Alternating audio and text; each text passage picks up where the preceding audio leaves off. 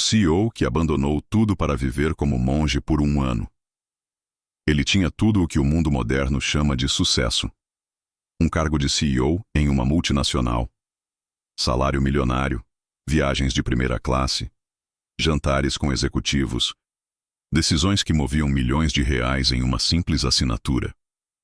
Carlos, 42 anos, era o tipo de pessoa que inspirava admiração e inveja ao mesmo tempo. Tinha uma cobertura em São Paulo, carro importado e uma agenda tão cheia que era medida em blocos de 15 minutos. Mas o que ninguém via era o que acontecia quando a porta daquele apartamento se fechava. No silêncio, Carlos travava uma batalha invisível. Insônia crônica, crises de ansiedade e uma sensação constante de sufocamento, como se estivesse correndo de um incêndio. Todos os dias, sem nunca chegar a lugar nenhum. Ele acordava às 5 da manhã, respondia 50 e-mails antes do café, fazia reuniões intermináveis, via relatórios, pressionava equipes e, no final do dia, se deitava na cama, com um vazio tão profundo que nenhuma meta batida conseguia preencher. Numa manhã de segunda-feira, a caminho de mais uma reunião, Carlos teve uma crise de pânico dentro do carro. O motorista precisou encostar. Carlos, com o paletó amarrotado e as mãos tremendo, olhou para o próprio reflexo no retrovisor e só conseguiu dizer para si mesmo: não dá mais. No mesmo dia, ele pediu afastamento. Sem falar com ninguém, comprou uma passagem só de ida para a Índia. Destino: um mosteiro budista, no alto do Himalaia. O que motivou essa escolha? Uma lembrança antiga, de um livro de Marco Aurélio, que ele tinha lido na adolescência e que falava sobre a busca pela paz interior, longe do ruído do mundo. Ao chegar lá, Carlos foi recebido por monges que mal falavam inglês. Seu quarto? Uma pequena cela, com uma cama de madeira, um cobertor fino e uma janela com vista para o nada. A rotina?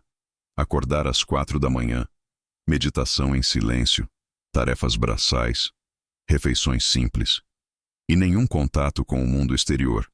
Sem celular, sem internet, sem reuniões, sem planilhas.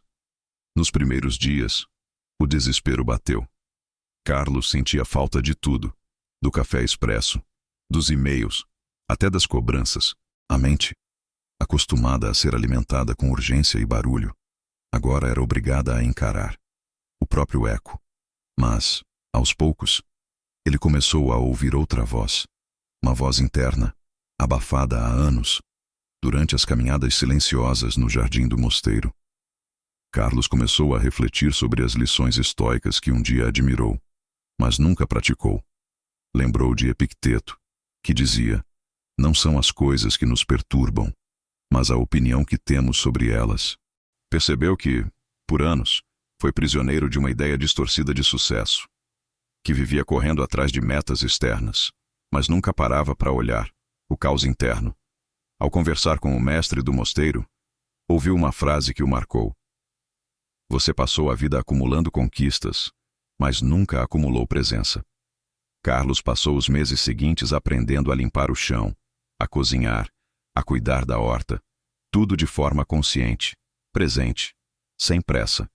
Começou a escrever em um caderno, anotações diárias, como um diário de bordo da sua transformação.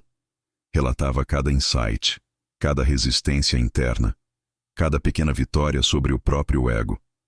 Uma das frases que ele escreveu, e que virou quase um mantra, foi: eu sou o responsável pela forma como enxergo a minha dor. Ao final de um ano, Carlos voltou ao Brasil.